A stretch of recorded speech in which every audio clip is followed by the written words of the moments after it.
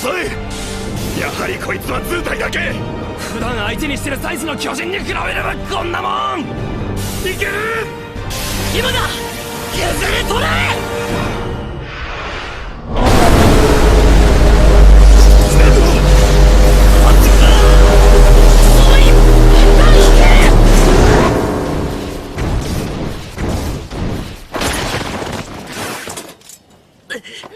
手が。水だ。水を持ってこい。また消えるつもりか。いえ、様子が変です。以前なら一瞬で消えましたが、今は骨格を保ったままろうそくのように熱を発し続けています。このままあの蒸気で身を守られたら。